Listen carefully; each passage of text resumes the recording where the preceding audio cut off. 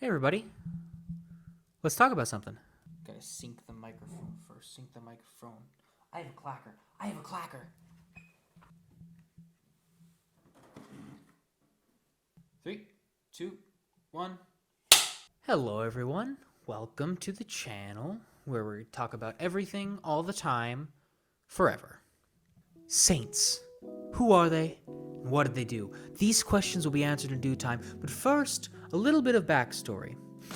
On Valentine's Day, I found myself sitting on my couch wondering, what was it that St. Valentine's did?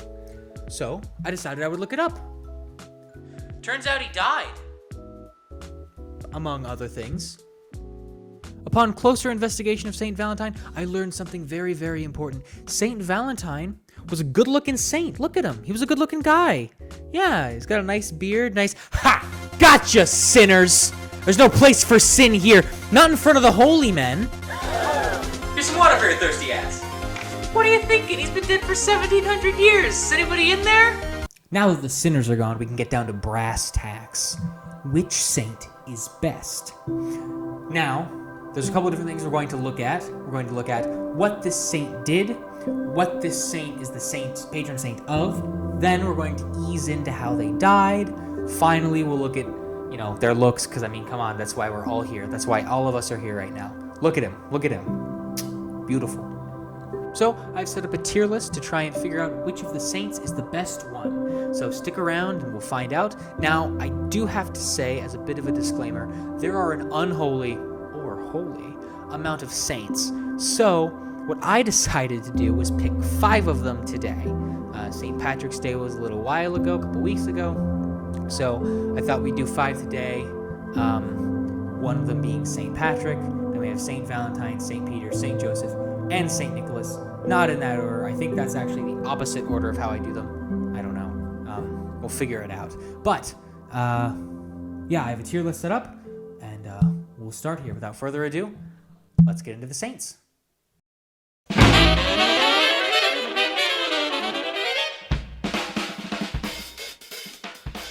Now, what can I say about St. Nicholas, otherwise known as Santa Claus? Now, there is some discussion as to whether or not Santa Claus is actually based on St. Nicholas or Odin from Norse mythology. Now, let me just say that the Norse have had it too good for far too long, okay? And it's finally time for Christians to get their day in the sun, okay?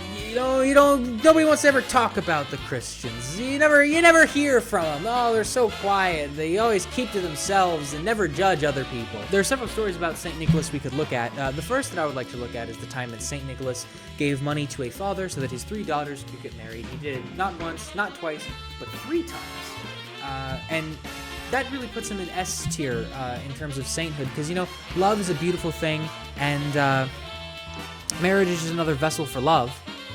So he's really checking all the boxes for sainthood, in my humble opinion. I'm not God or the Catholic Church, so I can't really decide that kind of thing. But for me personally, if I had to rate him, which I do, because that's what I'm doing, he would go straight to S tier. So we're starting off strong for Saint Nick. Additionally, there was a story of the time that he stopped 2 elderly cannibals from killing and eating children. He got those 2 old derelict creeps thrown into prison. And then he went into the back of their store where they were serving the children, and he found just barrels full of just these dead children, which for a normal person you'd go, ooh, that's terrible. But not for St. Nick. For St. Nick, he waves his hand over those barrels, and he raises those kids from beyond the fucking grave. Additionally, there's the time that he saved 2 innocent men from being killed, and then the jolly guy had to cap it off by dying and bringing gifts to children all over the world, one day out of every year. Now, I don't know how it can get much more saintly than that. St. Nicholas was the patron saint of sailors, merchants, archers, repentant thieves, children, brewers, pawnbrokers, and students. With all those things under his large pilgrim-esque belt, I'm going to have no choice but to put St. Nicholas at S. But wait! All is not well for the St. Nicholas stands, or stantas, if you will, because this guy might not have been real. Oopsies! That's gonna lose you a level. Unfortunately, I'll have to move St. Nick back to A.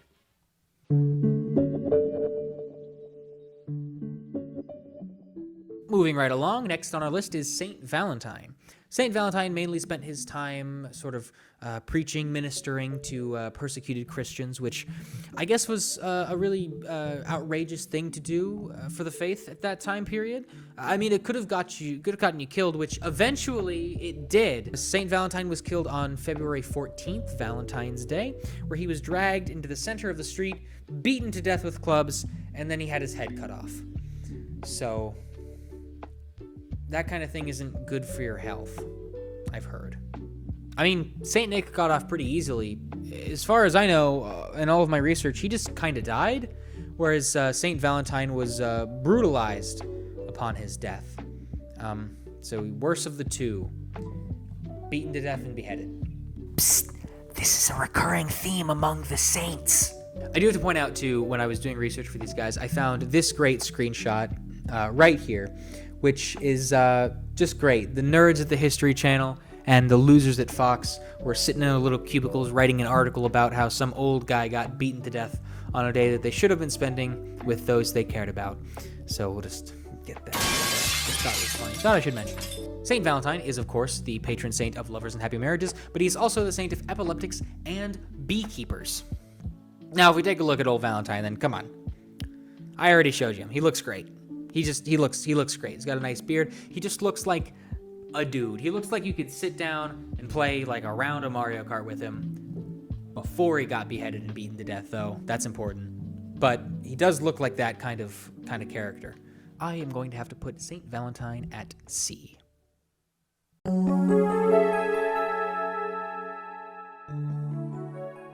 All right, Saint Peter. You're up, my guy. Now, to talk about the elephant in the room, this is the Peter, if you didn't know, that hung out with the Jesus of Nazareth. So he's probably going to rank pretty highly. Also, the first pope, seen here wearing funny hat, seen here wearing funny hat, and seen here beating the shit out of a soldier that came to arrest Jesus. Guy loved Jesus, as we all should. But, maybe don't do that. It makes sense. He was one of the very few of the followers of Jesus that got to actually go to all of the special things that Jesus did. I mean, this guy walked on water because of his faith. And then when his faith wavered, he fell in. And then Jesus walked on water to save him. So he literally owes the guy his life. Peter, after Jesus ascended, went on to preach the good word from the good book, and when he was killed, he told the soldiers that killed him to hang him upside down, as he did not believe that he deserved to die in the same way as Jesus. So he's a pretty big simp, I would say.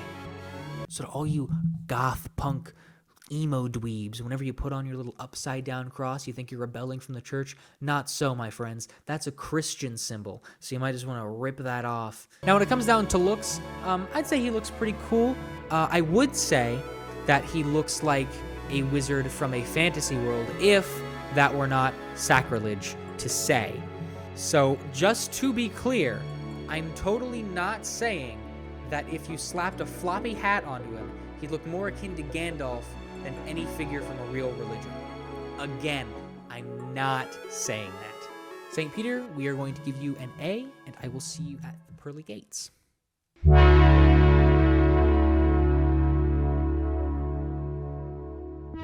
Going from Jesus' biggest simp to Jesus' biggest dad. His slightly smaller dad. Joseph, that's the one. The guy deserves a medal, but hey, he got a sainthood, and that's like the next best thing, right? He is a very important figure when it comes to the story of the birth of Jesus Christ. He was the guy who led them to where they had Jesus. So for him to not be included at all in the first couple transcriptions of the story is actually wild. He just wasn't there. The guy didn't make the cut, unfortunately. Don't feel too bad for Joseph, though, because at the end of the day, God did pick him to be the protector of the Holy Family. To all you gamers out there, think of it like this. Think of it as Joseph is linked to Mary's Princess Zelda. And it's just like that. He's just the protector. He makes sure that she's safe. He keeps the little baby Jesus safe. Forgets him in a temple once or twice, but what dad hasn't done that before? Speaking of the temple story, that's like the last time Joseph appears in the Bible. He doesn't really show up again after that. He goes and gets Jesus from the temple after he left him there, and then he just doesn't appear again. They wanted to get rid of him, they had to get rid of him pretty quick, I guess.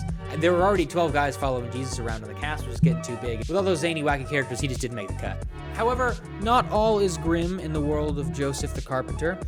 In a book called The History of Joseph the Carpenter, they actually describe Joseph's death at the age of 111 while Jesus was 19. So dude was old as shit. That is, of course, if that depiction of Joseph's life is to be believed, which by most accounts it is not. It is sketchy at best. So he probably just died peacefully. There was no mention of him getting beheaded and beaten to death, which wouldn't have made sense because he was a Jewish person and just kind of a guy. So he wasn't a Christian or a saint at that time. Wouldn't have made sense for him to get beaten to death. But he still is dead. Mary is described most of the time as wearing widow's clothes, so it's not looking too good for Joseph. Joseph is the saint of universal church. Families, fathers, expectant mothers, travelers, immigrants, house sellers and buyers, craftsmen, engineers, and working people. Joseph's looks. It is that time to look at Joseph. Here he is, cosplaying as Al Borland from Home Improvement. And here are a few more traditional pictures of Joseph, him with the baby Jesus, holding the baby Jesus. He just looks like a guy. He looks good. He looks like he takes care of himself. He's a carpenter, so. Unfortunately, though, there is not a whole lot of Joseph's life to actually examine and look at. So, continuing in his streak of bad luck, Joseph, you, my friend, are going to get a B. I'm sorry, buddy, but it just had to happen.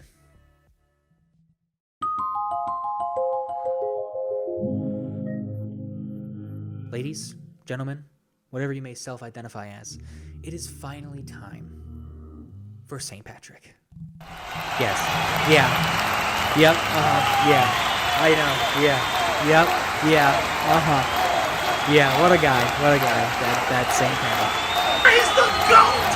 The GOAT!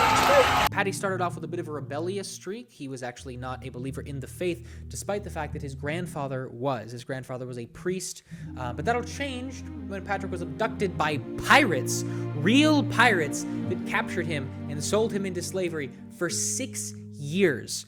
During that time, Patrick turned to God and thanked him for being so merciful for his youth. Now, I wouldn't say being captured and sold into slavery was exactly mercy. Maybe it was the penance he paid for not being a Christian. But ever since he converted to Christianity and started believing in God, praying to God, talking to God, God made sure that Patrick was playing on easy mode. The day that Patrick escaped, God had told him that it was that day he would leave. He also told him there would be a ship at a nearby port, which Patrick then found. There was a captain waiting to leave, and Patrick ran up and told him, with great difficulty, he convinced him to let him on the ship. So the captain sailed away with Patrick. They sailed for quite a few days until they ended up in the English wilderness. From that point in the English wilderness, they traveled for 28 days until they started running low on supplies. They got a little faint from hunger, and Patrick, being the lantern-jawed Chad that he was, prayed to God and asked him for food, to which God delivered by sending them a herd of wild boar. This was phenomenal for multiple reasons. One, they now had food, so they weren't going to die, which is a big plus. And Patrick standing in the group like rows because he prayed for food and then got it, and all of these people now have food and weren't going to die, which is pretty impressive. These people went on a few more adventures with Patrick until eventually Patrick returned home. His family very happy to see him. He was now 20. He was captured when he was 14, I think. He was now a young man. If you were gone for more than like an hour back then and nobody knew where you were like dead forever. You just didn't exist anymore. So I'm sure they were very happy to see him alive and well. Now you may be thinking to yourself, well, Patrick's already had an insane life. What else could he have done? Well, let me tell you. There are legends about Patrick. And I'm going to share 3 of them, 3.5 of them with you now. First, we are here to talk about Patrick's legend of the Shamrock and equating that to the Holy Trinity. Basically, there are triple deities in Ireland, which are 3 different things that are one collective God. They're all called different things, but they have one function. The Holy Trinity works much in the same way as the Father, Son, and the Holy Spirit, and they're all like the one God. And Patrick used a shamrock, how it's 3 different parts but one thing, as an example of that. And the people in Ireland ate that shit up. They loved it. They thought that was great. Pretty mid-legend, if I'm being honest. But the next one is anything but ordinary. So Patrick showed up to this inn one time, and this woman was not being as generous as Patrick would have liked. So Patrick looked this woman dead in the face and said, "There's a demon growing in your cellar, growing fat and strong, because you are so ungenerous and you are so miserly with the things that you have." And look, if anybody came into my inn, especially a decrepit old man, and told me that there was a demon growing in my cellar because I was very selfish, my response would be, fuck you, and get out of my inn. Now, this woman didn't do that. She, for some reason, let Patrick stay the night, probably because he was paying that sweet coin. But yeah, would not have been my first thought if I were the innkeeper. Now, let me be clear. I don't really think I can give the win to Patrick on this one because, spoiler of the story, she does change her ways. She becomes a lot more generous. Patrick comes back and she's filling up cups to the brim with alcohol, which, okay, now we finally understand she was being miserly with her alcohol. A crime in Ireland. That shit had to change immediately.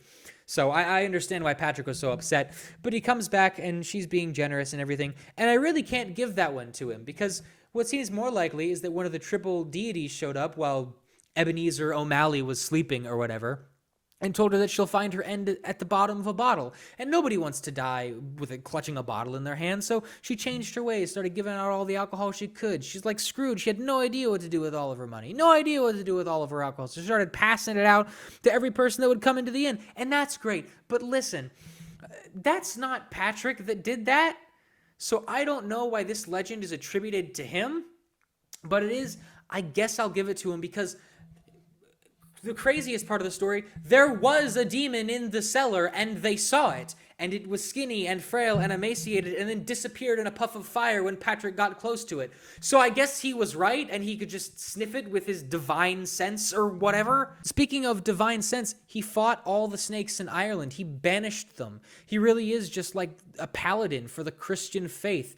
While he was fasting on a mountain, he was being tormented by a snake demon named Cora, and she sicked snakes on him to bite him, and he didn't like that a whole lot, so he banished them from Ireland. I guess if they crossed the border, they just, like, burst into flames, or they just go, oh, I can't do that. I don't know. But no snakes in Ireland. You won't find them. St. Patrick had some absolutely crazy feats. He did just the most insane things, but what does he look like? A wizard? Yeah, good. Okay. So, with all of the crazy stuff that Patrick did in his life, whether it be battling a snake demon, making another demon appear and then disappear in a cellar, or explaining the Holy Trinity, also the whole being captured by pirates thing, that was pretty cool. I'm going to have to put Patrick at not just S, but at SS, a secret category you didn't even know I had. And that is all the saints I have for this time.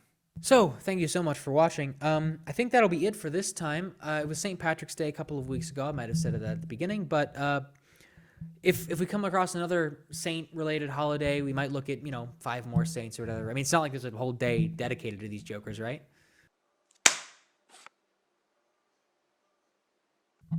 We're gonna need a bigger tier list.